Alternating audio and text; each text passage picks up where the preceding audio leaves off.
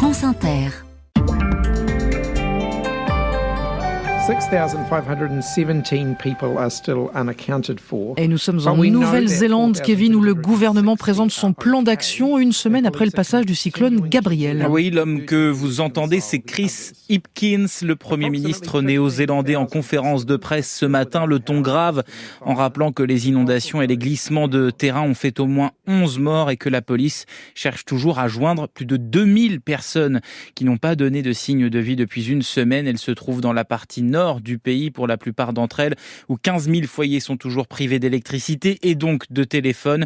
L'état d'urgence est prolongé d'une semaine. C'est seulement la 3e fois de l'histoire qu'il est utilisé en Nouvelle-Zélande. Chris Hipkins accompagné pour cette conférence de presse de son ministre des Finances, Grant Robertson, qu'il a nommé ce matin ministre en charge de la reconstruction.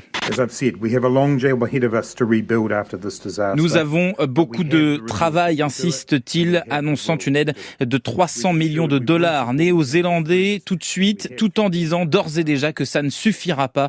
La reconstruction coûtera des milliards de dollars, dit Grant Robertson. Au Pérou, le gouvernement contesté réfute les accusations de racisme. Il n'existe au Pérou ni une politique de violation massive des droits de l'homme, ni ce qui a été qualifié de racisme systémique dans les actions des autorités. Ça, ce sont les mots du ministère de la Justice péruvien dans un communiqué hier soir en réponse à un rapport accablant publié en fin de semaine dernière par Amnesty International. L'ONG affirme que dans sa répression des manifestations anti-gouvernementales en cours depuis plus de 2 mois, les autorités ont agi, je cite, avec un parti pris raciste marqué, signe du mépris pour la population indigène et paysanne.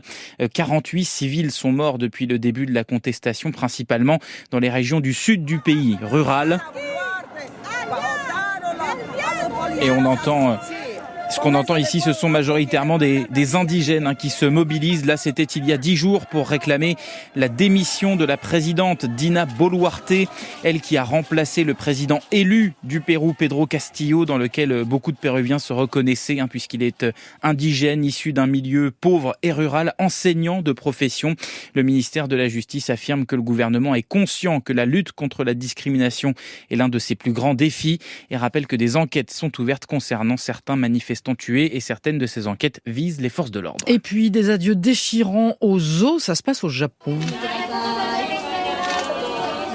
Oui, on est au zoo d'Ueno à Tokyo. Quelques visiteurs prennent des photos et disent un dernier au revoir et merci à Xiang Xiang. Cette femelle panda est née ici à Tokyo il y a 6 ans, sauf qu'elle et 3 autres de ses congénères noirs et blancs sont en partance. Ils rentrent en Chine, leur pays d'origine.